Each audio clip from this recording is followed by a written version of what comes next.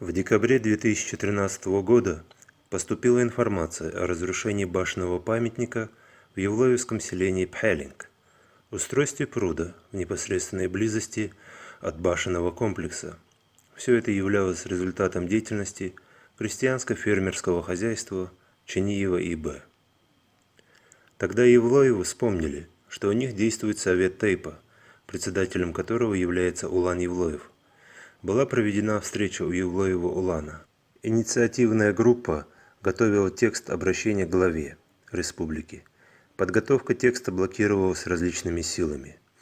В 2014 году на различных интернет-ресурсах произошел массовый вброс информации о принадлежности замкового комплекса Пхелинг Паланкоеву.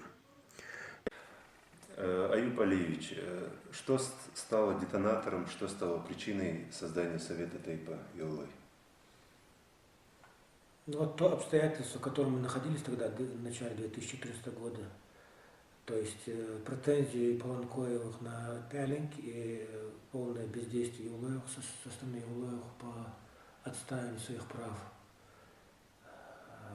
то беззаконие, которое происходит на территории башенного комплекса Евлоевского, кстати говоря, родового башенного комплекса Пялинг, и вот намечаемые вот строительные объекты, которые были затеяны властью.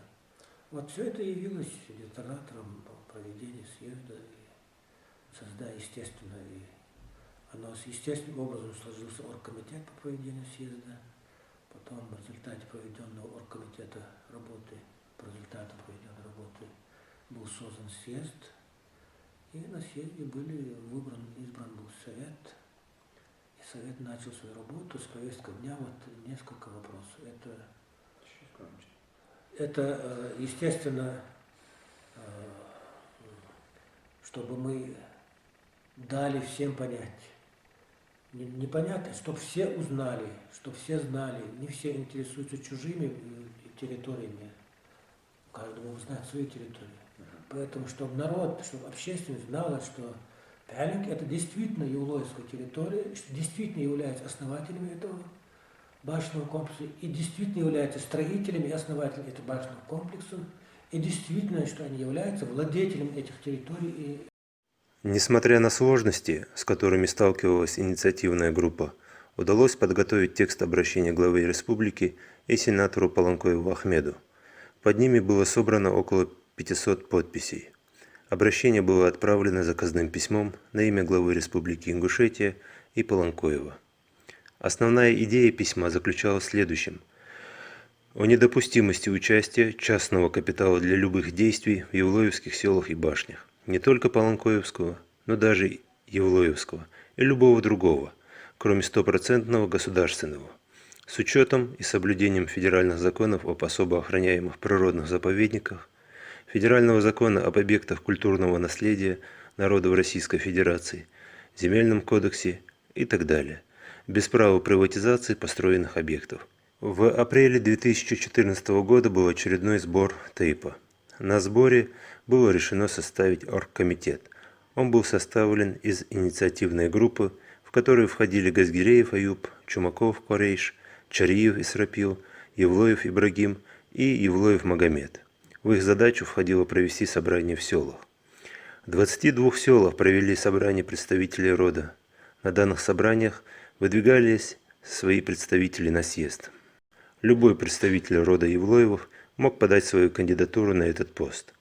В этом отношении это был очень открытый и прозрачный съезд. Накануне съезда был предложен устав. Он был размножен и передан представителям рода для ознакомления и внесения поправок при необходимости. Съезд было решено провести в сельском поселении Орджоникидзевское, на территории рынка. На съезде был принят устав, тайным голосованием выбран председатель совета и его заместители. Выпущен первый номер газеты, подготовлена резолюция съезда. После проведения съезда были предприняты многочисленные попытки собрать род в единое целое. Когда стало ясно, что объединить весь род не получится, Совет сконцентрировал свою работу на главном, а именно на Пхелинге. Зачем подробно описывать процесс избрания Совета? Сегодня Совет Тейпа Евлой Это единственная организация, которая занимается проблемой евлоевских горных сел. Совет работает в правовом поле. Пока главная цель не достигнута, и в Пхелинге продолжается фермерская деятельность.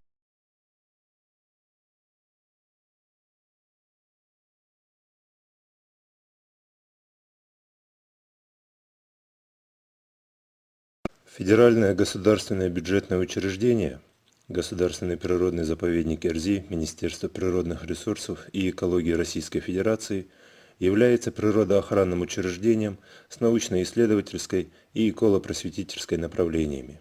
Созданию Эрзи предшествовала длительная работа общественности, доказывающая его необходимость. Многочисленные научные и научно-публицистические работы различных ученых и общественных деятелей.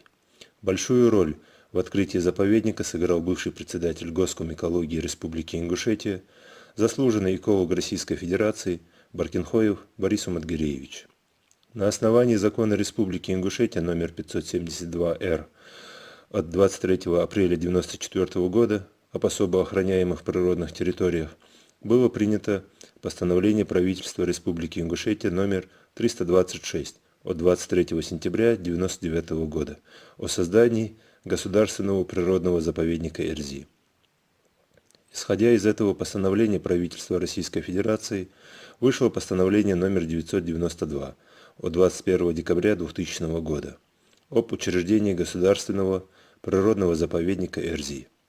Таким образом, в России был создан 100-й государственный заповедник, который начал функционировать с 2001 года.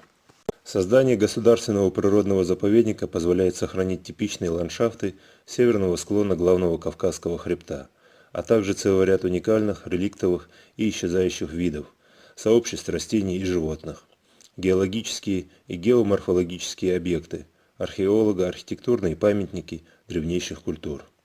Данная территория служит целям поддержания экологического равновесия, улучшения окружающей среды жизни человека. Заповедник учрежден для сохранения и изучения типичных и уникальных горных природных комплексов юго-восточной части Республики Ингушетия. На территории размещается 160 историко-культурных памятников, имеющих различную ценность и находящихся в разной степени сохранности. Памятники средневековой культуры условно подразделены на несколько групп по их функциональному значению. Святилища, храмы и другие культовые сооружения. Башенные поселения и отдельно стоящие жилые башни, боевые башни, некрополи и склепы, священные рощи. Рассмотрим устав заповедника Эрзи. В общих положениях в пункте 13 сказано: земля, водные объекты, недра, растительный и животный мир, находящиеся на территории Государственного природного заповедника Эрзи, предоставляется учреждению в пользование на правах, предусмотренных федеральными законами. Их изъятие или иное прекращение права учреждения на них запрещается. Земельные участки в границах заповедника, а также находящиеся на них здания, сооружения, помещения не подлежат приватизации.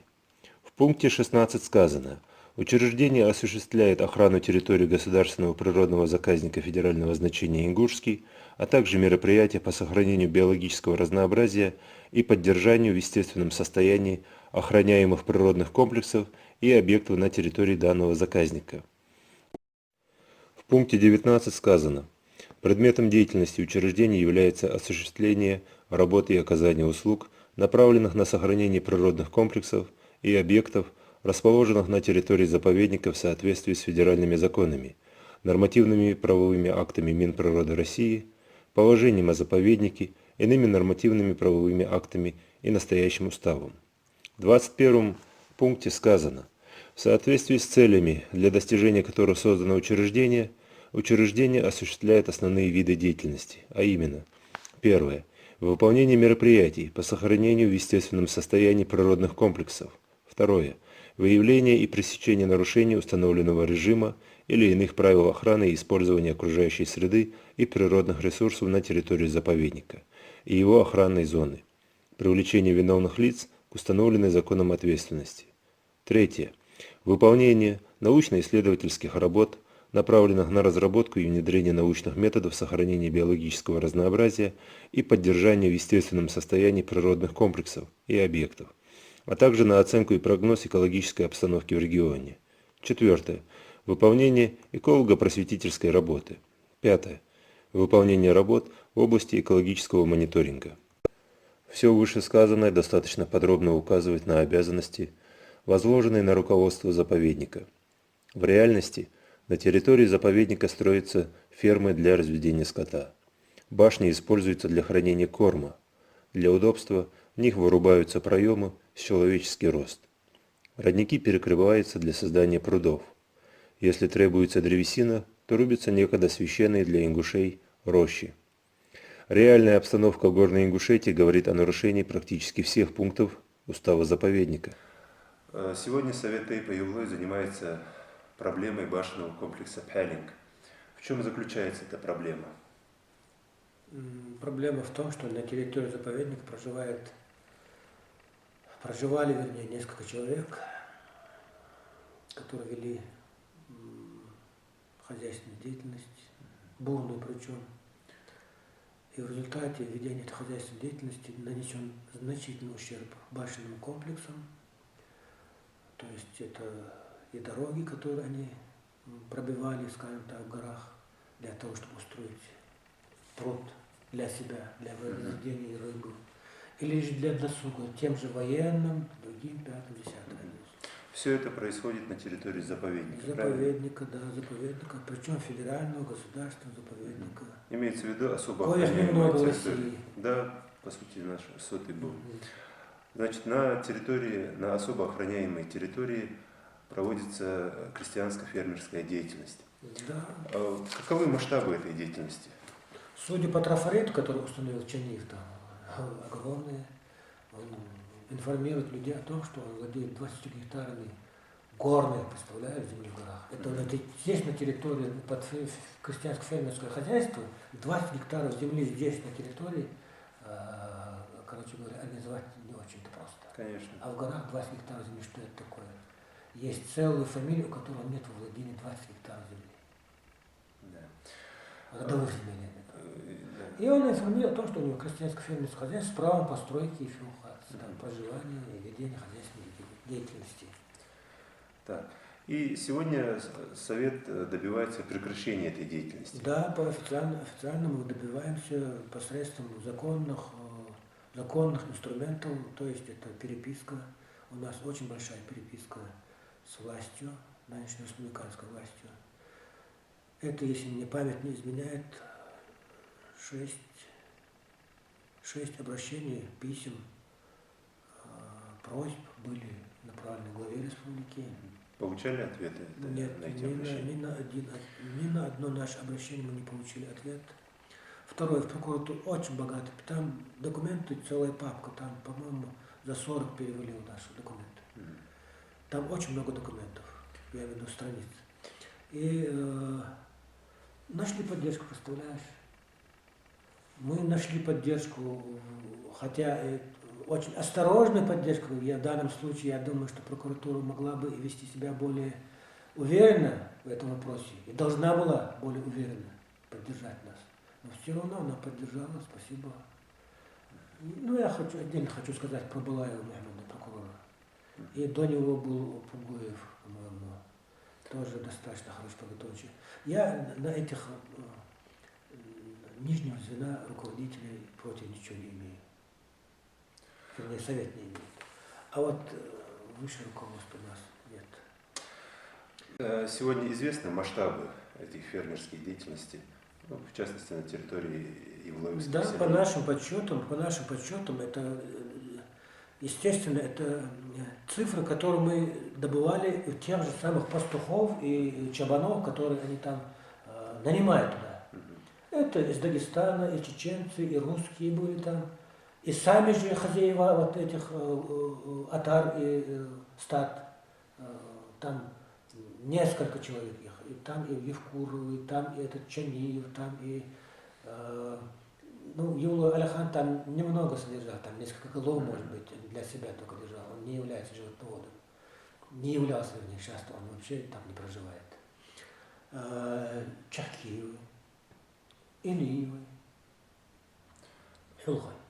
Вот они там идут, и по нашим подсчетам, из тех контактов, которые у нас происходили с теми, которые держат эту скотину, там примерно до 1000 голов, если не больше, до 1000 голов крупнорогатого скота, 5000, ну это как пить дать, однозначно, как минимум 5000 голов овец, и там очень много лошадей содержат, там по-разному, 80, 100, может быть, я не знаю.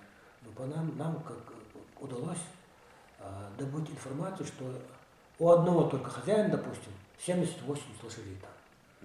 Естественно, деятельность в таком масштабе не может проходить незаметно от руководства РЗИ и от прочих надзорных органов. Ну это невозможно незаметно или чтобы не знали руководители. Это невозможно, поскольку в любой момент вы поезжаете туда, вы увидите скотину. Чья скотина установить несложно для власти. Для меня это проблема, поскольку я прошел, они от меня прячутся, допустим. Они как только увидели на горизонте машину, все, они знают, что эта машина не заповедника хорошо знает, не музея заповедника, я имею в виду Харисийскую организацию, не официально вот это, там, кстати говоря, участковый есть, милиция, участковая, не милицейская, не тем более военная. Как только сторонний транспорт они видят, они моментально реагируют на это дело тем, что выгоняют свой скот подальше от глаз, как говорится, от дороги, прячут их в чащу, в шубы, овраги, в ручейки, в леса, в заросли, куда угодно и как угодно. Или же в крайнем случае, если скотину у него не получается загнать подальше от глаз, то есть чтобы люди не видели это сторонние глаза, то они сами прячутся. Ну что ты споришь скотину? Чья ты? Евлоевы добиваются прекращения фермерской деятельности только Чиниева или... Не только. Мы своего Евлоева, Аляхан оттуда вывели сами, Евлоева. Евлоев достаточно организованный род, чтобы не допускать туда своим же соплеменникам вести какую-то работу, которая не устраивает весь род. Конечно. Руслан Сасаламбекович, вы являетесь автором книги о древнем роде Евлой.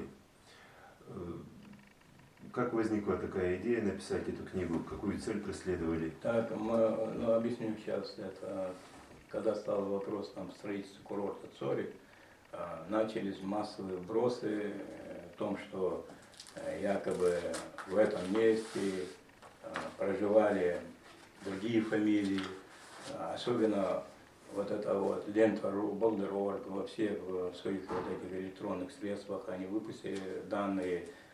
Работа эта называлась «Наименование селения, названных фамилий» и так далее, башенный комплекс Тейпа в Горной Ингушетии. Вот. И там явная просто фальсификация. Вот. Я сейчас приведу ряд. В чем она заключалась? Ну, она заключалась в том, что вот, допустим, Йовли, вот документ у нас. Йовли жили, перечисляется фамилия. Гайсанов, Абадиев, Евлоев, Вылуртанов, Измайлов, Исагов, Куркиев, Сурхоев, Акиев, Мусиев, Тимир, Долкункириев, Арсамака, Газгиреев, Гелистанов, Мозгиев, в общем, эти фамилии, и Чаниев. Когда начали проверять по семейный список 1800, вот у нас он и есть, 1864 года, 1800, вот он список, по семейный список селения Йовли, НИИ Мусиева 1886 года. Этих фамилий вообще там нету.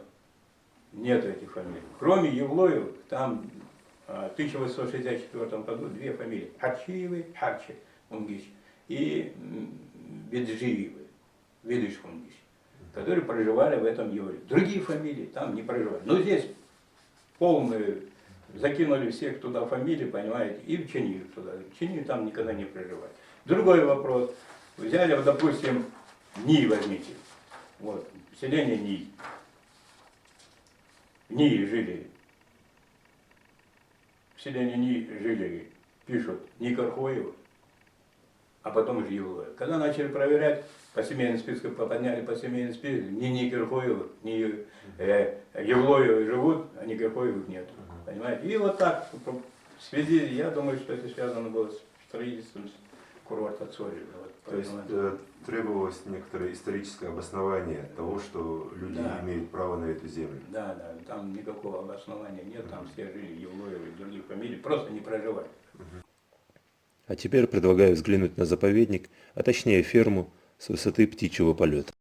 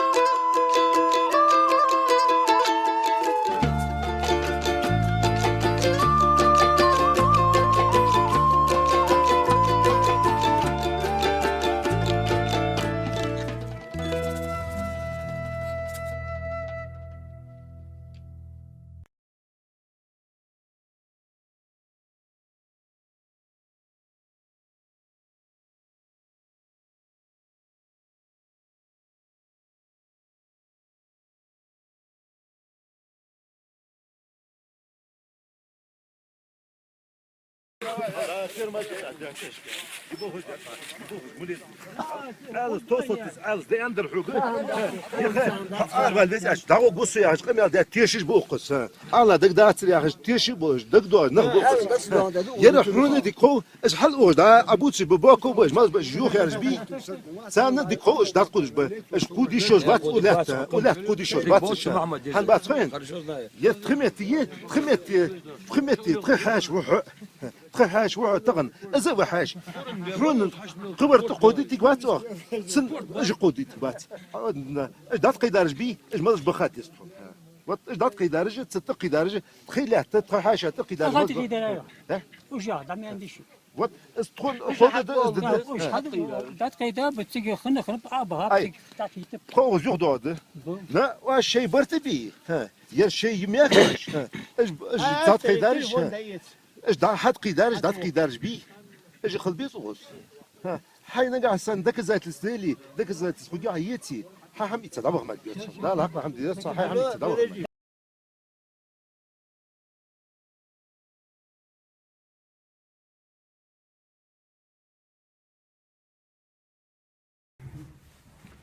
Så غازي لنا أد مجتوه 96 gıldır, 97 gıldır da atsın.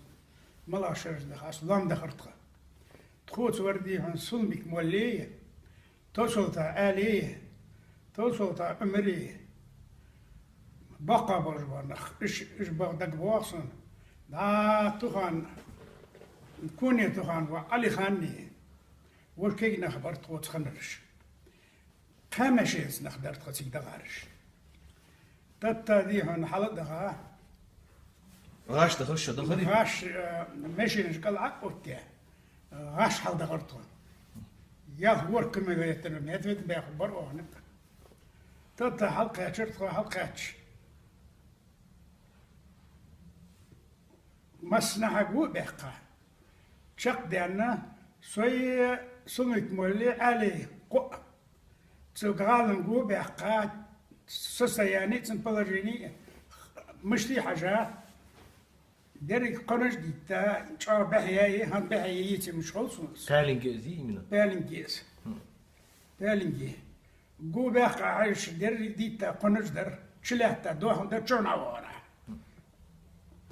سده شهريازو دواتش تتا يخشي ديحكا شنيو والش يخشي ديحكا نسيتك هي يتاني سوهانس يخشي ديحكا وقتن بتزا بيخ بيحكر تشواخش ورا السوق سوش واخر واخرش س أولودي هي شم شواخر تنش واخرت بيخ بيحكر سو عالي تعو علامة علي دير حشد وتسرد تعو بيخ يا يمتك هي مش أخوي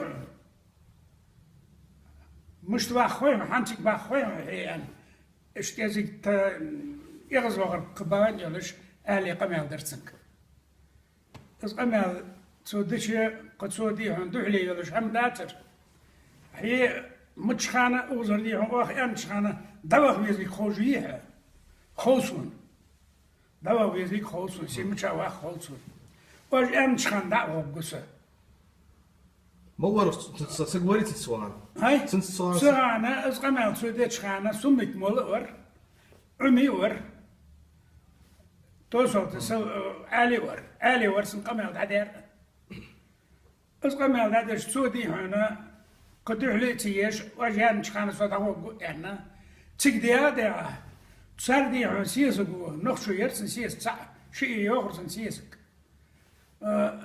تقدي عن شافل كيش ديها تسر ديها تحقا شافل ديها تشيمن جواري اجدي عن داخل خوخ كوا غالا في حتوخ دربوه مبيلا يعني تنفر البريد ديها تقدي أقول بيحقا مصنع قيس قيسا تديها قرقها خنر الإزدان قهمديش نخات تسوان سنت داخل درس وليل دش دري دق دواخن در ليلدش أو قالها ورا دي عن سائل دوش ورا إيش عجيز ذات كرتجيا سمتك ير سندي حاجة يو أس يا دولار سمتك ير نو أزم شيء وقتن تي ملو أخشان ياهو بيتوس يلي دي تي شيء متشاوخ حنتك ملو دخيتر وقتن شو يرلحت يول دول خوصو حيا خنسو خندي دير يرغال يولو يلقي خوصون يولو يغالي يلقوصون أج أنت كان أروى قصة أنتو أن تخمو دك دواتون حسبول شانيك عز ديم شانيك هي قملو يا خاص سوي توصل تعالي سمك مولية عمرية عميوي يولو عمرية هتا هني علي خاني كونيس تهان وقع يدك واس وش كينا بر اش دك بعض مش كينا بربري بر اش تتقدر قيسة مصنع حاجة فالنكي هتلاقي ني حل ديان سني جو بحقا سير صرح دي عند خيجة تدي اخترت تقي ماشي اشتا تقاش لغير حلش او قال ماشي جوز تسغى نق باتر سك حجمخ ماشي نش حش يا نق باتر تقود دلج تقود الدلجي سو سيني واتا ورسك وقع واخ شي ماشي قماشي ماريات تقي ير خات ير موت ماشي كي نخبرت خوتا اش تصبح خمسة دي اخرتها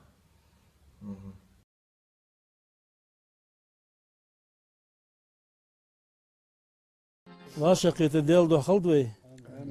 Со никер хова, сус хабер карж, والله مكر ده والله مكر نكر خوي ده هنشل شبع شو حلقة وغزت عدو هات خدي شيتلا ولدا وقص حشو واقع شيتلا ولدا استغنى قبع أزر سو سق وقت بهتيش بولش بتيتيش سق وقت الله مكر نكر خوي تيجي دعبها بشتي تأزر سق خل كبردين بالكاري باخ نكر خوي تهن تدير أخير المحلقة بين دالة شو علاودي ووزة ويزا تيرلي حلق وياقا تعمد وياقا وز علاودي ويزا سودين قرقل وسمي ياقا سنت أحدين حديقا تخن حديقا تخن تخدي باشو حلقا شوز إشو حلقا دعبها بولج بولدي يموخ دق بولج ومخك حقج وز باك أتو بواتش كمونيستي عادل دولش خانة قيول جول خيول خانة دعبها ديال أغيد مستخن يمواشو يعني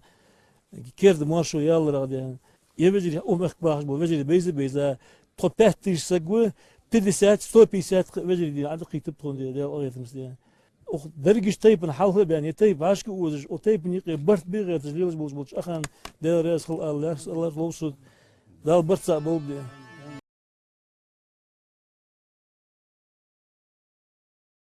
Шевели с их слов, что они якобы переселились в ингушский пяник написано. И родословный, который жил в селении Никер, Калмычевского района, Никер Вячи переселился в Савул Пяник. В одном месте он пишет, что он переселился в Савул Пяник, а в другом месте он поселился рядом с селением Пянингом. Да. Они являются якобы, но это и подтверждается и нашими, что мы приняли оттуда женщину свою с ребенком, которая вышла из селения Никер. В первом и втором случае Пялинг уже существовал. Да, Пялинг уже существовал. Руслан Сасламбекович, в чем принципиальная разница между чеченскими тейпами и ингушскими тейпами? Ну, чеченский тейп, понимаете, сложен не так, как ингушский тейп. Если в ингушском тейпе, ингушский тейп, мы его, допустим, его ведем себе происхождение от одного предка, в чеченском тейпе, например, могут быть разные другие люди, не ведущие себя от одного предка. То есть, если он живет, допустим, в селении Центурой, он центуровец. То есть территориально? Территориально, да. А в ингушском мы, вот, допустим, мы с тобой Евлоевы, мы ведем себя от одного предка. Наш предок является Лехкуарт Евло Эжи Ахк. И тут дальше Че Харчи и так далее идет. Руслан Сасламбекович, сегодня достаточно точно известно, что Евлоевы приняли свою сестру, которая была с ребенком. Да. Этим ребенком был Чан. А возможно ли было, что племянник мог строить башни? Нет, племянники. Вообще в Евлоево пришлым, те, кто пришли, строить башни не разрешалось. Там есть же специальный документ, я думаю, вы его приведете в своей работе. Но пришлым фамилиям строить не разрешалось. Башни построены были до их прихода. Эти башни все стоят уже с 15-17 века, а те, которые пришли в конце 18 века, они пришли сюда только. Уже все эти башни уже стояли. То есть это общая ингушская традиция, да. Запрещающая? Во-первых, там, видите, в ингушских традициях это коллективная. Посмотрите, если, как строились эти башни, это был коллективный разум, который построил эти башни.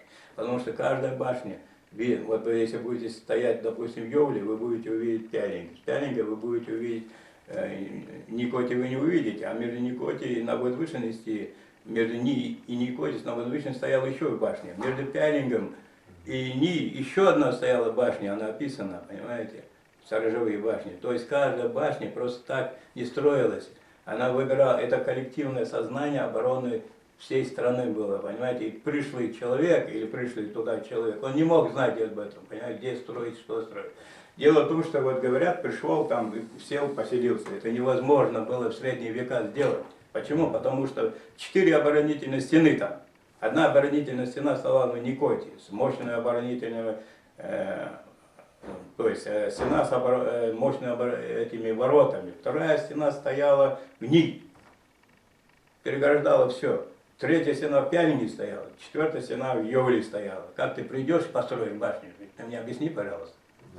Архивный документ. Отдельное лицо или целый род приходил к башне сильного рода, который он избирал своим патроном, и резал быка в присутствии всего народа, прося такой-то род принять его в свою среду, под свое покровительство. Происходило угощение присутствующих, и слабый род с этих пор принимал новую фамилию, приютившего его и покровительствующего ему рода, и пользовался его защитой от покушений со стороны как член нового рода. Принятие одним родом другого под свое покровительство не сопровождалось никаким формальным договором. По обычаю, род, вступающий в другой, получал право пользования только общественной землей, выгоном и лесом. А пахотная и покосная земля и прочая частная, дворовая или семейная собственность никаким образом не могла перейти к нему от рода патрона, потому что сам этот род не имел таковых в общем владении. У каждой семьи были наследственные участки земли, неприкосновенные ни для кого. Понятно поэтому, что присоединившийся род на новом месте не получал земли и должен был обработать свою родовую землю. Зато таким присоединением к сильному роду слабый достигал высших целей или задач, преследуемых членами родовых союзов, на что он имел по обычаю право, а именно поддержки в тех случаях, когда жизнь или имущество новых родичей подвергалось опасности, и нужна была защита или месть за попранные права. Эта защита с течением времени обнимает собою и сферу судебную, судебное соприсяжничество. Б.К. Далгат. Родовой быт и обычное право чеченцев и ингушей. Исследования и материалы. 1892-1894 года. Москва. ИМЛИ. РАН. 2008 год. В какой период ингуши строили башни? Так, по известным научным работам Крупнова, Семенова, Мужихоева, это период 12-13 век, строились эти башни. Но эти башни на сегодняшний день не сохранились. Те башни, которые мы с вами видели, когда мы ходили в экспедицию, а мы много экспедиций совершили в последнее время в Горной Ингушетии, эти башни 15-17 века. Вот этот период позднего Средневековья. То есть после 17 века строительство башен? После 17 века это уже не было никакой необходимости строить башни, потому что уже начиная с 16 века ингуши начали уходить на равнину, на свои исторические места проживания. То есть, допустим, наш предок Ах уже в 16 веке основал селение Ах-Юрт. Поэтому уже строить башни не было никакой необходимости после 17 века. Люди уже уходили на равнину.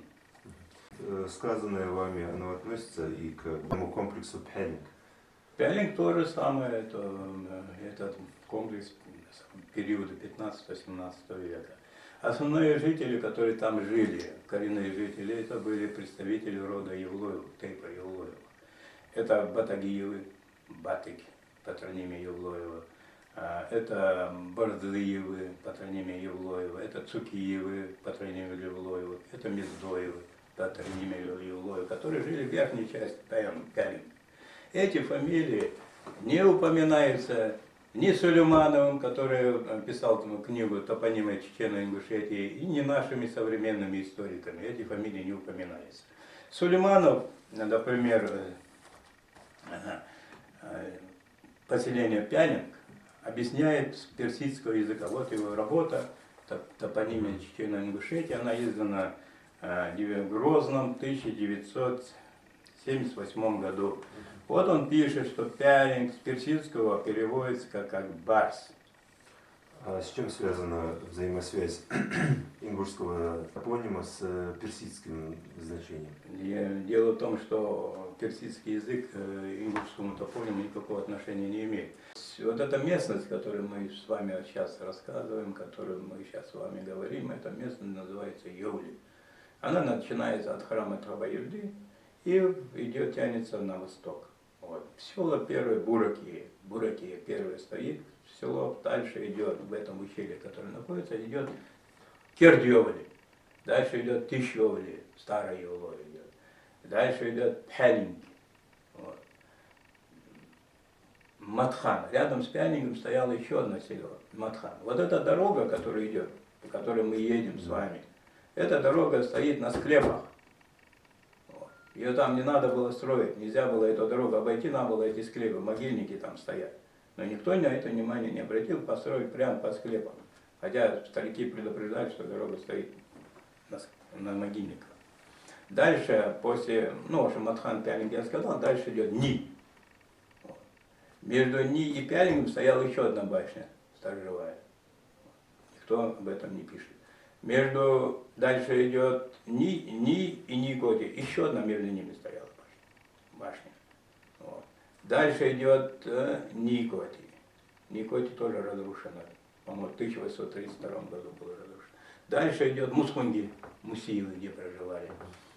И в Верхнем Миллере, по данным, по семейным спискам 1864 года проживало 10 семей Мусиевых. Вот это ответвление от Юлоева.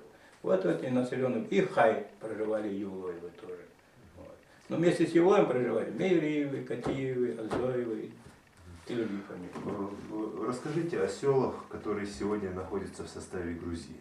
В составе Грузии находится это Эжиак, когда со своей дружиной вошел туда. Вот. Когда началось там дележ, эта запись здесь, беседу вел полковник Морозов, вел с представителями рода Евлоевых. Эта запись 19 века, она существует. И он, когда пришел, Эжиак, куда пришел, там записи так отмечены, он пришел туда, и ему как предводителю своей дружины, у него была огромная дружина, и он положено было 2 доли, он от этого отказался. И сказал, я беру это урочище Амга. Вот он там построил 4 села. Ахиели, Амга, Чамга, Шинхин, Ехия, Юртханит. Между 2 сумжами, да, между 2 реками. Это примерно какое время, Руслан? 16 век. 16 век. Да. Потом они говорят, что якобы начали переселяться оттуда, массовое переселение оттуда началось от этих ингушских фамилий. Кроме Юлоев, там жили Баркинхоевы, 3 села, Ажилой, Чешалой, вот эти села имели Баркинхоевы, Кяхкоевы имели свое, Бекбударовы свое село имели там. Это села, которые сегодня находятся в Грузии. Да, это села находится в Грузии. А как они получились там, между Тифлисской губернией и Терской областью установлена была граница, и в результате этой границы эти села оказались за пределами. Руслан Сасланбекович, кто строил Пялинг? Остались ли какие-нибудь данные? По данным предания, по преданиям Батыки, то есть по преданиям башни Батагиева, Борзоева, Цукиев строили Арсамак, был такой известный строитель, и Баркинхоевы. По преданию Баркинхоевы, там видно, что разные строители в Пялинге строили эти башни. Руслан Сасланбекович, кто являлся основателем селения Пялинг? Кто проживал в этом селении? Так, в этом селении проживали следующие фамилии из рода Евлоев, типа Евлоев. Это Евлоевы, вот, сами, которые имели там замок, одно из древних поселений, понимаете, очень многие. Тамга, кстати, Тамга находилась на замке Евлоев, между боевой башней и окном, там с северной стороны находилось это изображение, каменное изображение человеческого лица. Вот. Это было древнее поселение. Это самое древнее поселение в урочище Юлии является вот этот замок Евлоев и Тыш-Юлиев. Замок, который мы находим, когда едем со стороны храма Тхабаирды, по этой дороге с правой стороны находится это древнее тоже поселение. Кто является? Первым в верхней части проживали потомки Батыга, Батагиевы, это патронимия Евлоев, Борза, Борзиевы, патронимия Евлоева, Цука, Цукиевы, патронимия Евлоева, Междоевы, которые проживали там. Эти фамилии являются коренными жителями этого поселения. Было ли разделение Пхелинга на верхний и нижний? Пялинг во всех документах, которые мы проверили, вот у нас есть карты 19 века, много карт, не одна карта. У нас есть посемейные списки, начиная с 1838 года и заканчивая 26 годом и так далее. Нигде Пялинг не упоминается как разделенный на верхний и нижний. Вот. Это вторая грубейшая ошибка, которую допустил Сулейманов в топонимии Чечено-Ингушетии, который в своей работе он разделил верхний и нижний Пялинг. Он пишет Маар Пялинг, верхний значит, Эгар Пялинг, нижний Пялинг. Нигде в источниках, нигде не указано, что был верхний Пялинг. Мы привели, или нижний Пялинг, мы привели и данные посемейного списка 1864 года. Вы можете это сфотографировать, можете на своем фотоаппарате сфотографировать и показать всем. Вот этот населенный пункт проживали коренные жители. Вот такие фамилии. Обратите внимание, фамилия Тепсолька Батагиева, Томруза Батагиева, Чергиз Батагиев, Борцик Батагиев, в общем, 7 семей Батагиевых, 4 семьи Борзоев и принятые, те, которые наши приняли по данным, которые мы 13 сентября 2014 года, когда мы собирали весь тейп Евлоевых со всей Ингушетии, там все подтвердили, что мы приняли свою женщину с ребенком, от которой пошел в род Чиниевых. Они наши племянники. Вот. Перечисленные вами фамилии Батагиева, это, они относятся к Евлоевскому? Да, патронимия Евлоевых, да. Они, кстати, Шукрид Ахильгов пишет, что предки, допустим, Батыка, Борза, Харча, Цука приняли Батагиевых, что удивительно, его архивные данные совпадают по семейный список 1864 года. Вот. Что они приняли? Да, что они женщины. приняли, да. И его архивные данные совпадают с посемейным списком 1864 года. Руслан Сасламбекович, вас можно отнести к ингушской интеллигенции, которая в свое время пришлось покинуть Грозный, как человеку именно умственного труда. Как вы оцениваете тот ужас, который сегодня происходит в Пялинге? Там вообще, видите, эта же зона относится к заповеднику. Там никто не должен был ничего не делать, ни копать, ни пруды, ни эти пруды, которые там сделали. Вы знаете, что там пруд, вот там был родник. Я когда в молодости туда ходил, там был родник. Юлда Хас назывался он тогда. Ухаживал за ним Мозор Махмуд. За этим родником ухаживал. Евлоев? Да, Евлоев, да, Евлоев. Вот. Посмотрите, что сделали. Бульдозером прорыли вот этот слой, убрали, первый слой, который известен. И бульдозером прорыли вот эту яму, котлован сделали из этого пруд. Вообще трогать там ничего нельзя, там лопатой работать нельзя. Это заповедник, нельзя строить там, ничего нельзя там делать. Ну все нарушили, кругом нарушения сделали. Во-первых, там склепы рядом. Памятники материальной культуры. Если бы у него, тот, кто это сделал, было уважение к этим людям, которые там когда-то умерли, там лежат они, понимаете, он никогда бы этого не сделал. Можно ли поставить вопрос так, что это является еще одним подтверждением того, что эти люди не являются коренными жителями Пхелинга и не основывали? Потому что память предков, особенно могилы предков, для мы практически идем, священны. ходим туда, несколько экспедиций да, мы совершили туда, в Горную Ингушетию. Вот. Когда это все видишь, понимаешь, вот эти пробитые дыры, там, вот этими, видимо, молотом били. И что самое интересное, они угловые эти камни выбивали оттуда. В башне? Да, камни. Ну, нормальный человек это может сделать, если он коренной житель этого местности, и он является основателем, его предки там пришли или жили там, он же никогда это не сделает. Вот. Я бы сказал даже больше. Лично мне, как ингушу, одинаково ценны и, допустим, Оздоевские башни, и Бакинхоевские, и наши Евлоевские. Поэтому даже у меня есть даже предположение, что эти люди не просто не являются основателями или выходцами из Пхелинга, но эти люди вовсе не имеют никакого отношения к ингушам. Там не только так, вот мы говорим, там и местные пастухи, которые там бывали, И еще не надо забывать, что этот край 13 лет, там жителей не было. То, что было, мы знаем, что там происходило, там представители других народов проживали, понимаете? Вот. Но вина тех людей, которые там вот это разводят.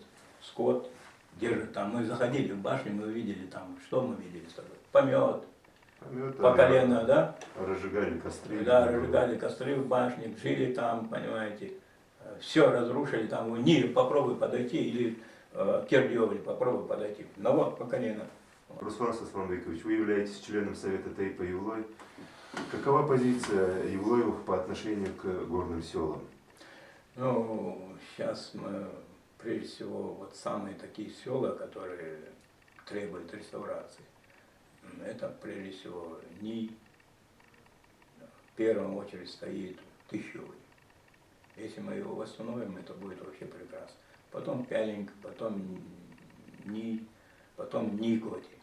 Вот эти Ний и вот это селение Тыщевли самые разрушенные. Там просто жалко на них смотреть, понимаете. Кстати, они и пострадали от этого нашествия, когда царские войска, когда они пришли сюда, в Горную Ингушетию. И вот эти села, как память надо было, конечно, и с этого начинать, и восстанавливать их надо. Совет Тейпа сегодня разделяет выходцев из НИИ, из Пялинга. Ничего не разделяет, никого не разделяет. Каково отношение? Совет Тейпа, он говорит так, что все эти башенные комплексы принадлежат всему Тейпу Евлоеву. И никакого разделения нет. Я оттуда выходец, я с другого села выходец. Поставлено четко вопрос на это, что все имеют свою часть, да, свою долю в этой населенных пунктах.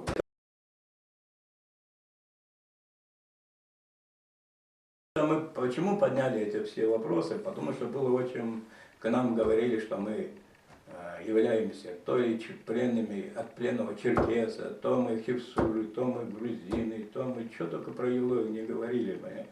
Вот. Но Евлоевы имели самые тесные отношения к Ахетинским царствам, особенно жрецы, священнослужители храма Тхаваерды имели очень тесные отношения, а они были Евлои, имели тесные отношения с Грузией. Да. Но Евлои не грузины, и сейчас ДНК это подтверждает, да, ингушский ДНК проект, можете посмотреть, там 6 человек Евлоев сдали протестированные, они все ингуши, мы ничем не отличаемся от основной массы ингушского населения. Ну, собственно, мы никогда и не поднимали Да, вопрос, мы никогда этот вопрос не поднимали. Это за нас поднимали вопросы, чтобы показать, что мы какие-то там пришельцы и так далее. Руслан Сасламбекович, вы сейчас работаете над очень большим трудом новой книгой о Евлоевых. Если можно, коротко расскажите. Там не только о Евлоевых будет, там будет обо всем рассказано. Мы вначале все заложили маленький фундамент, вот, на древнем роде Евлоевых, а сейчас мы будем более широко раскрывать, будем все происхождение Евлоев, откуда они пошли, расскажем им историю Ингушетии, о храме Тхаваерды, там главы будут посвящены Евлою и ингушам, которые участвовали в Великой Отечественной войне. Очень много тех времен подняли, которые никто не знает сейчас. Также мы подняли участников Евлоева, которые участвовали в Кавказской туземной конной дивизии Первой мировой войне. Подняли Евлоева, которые участвовали в гражданской войне.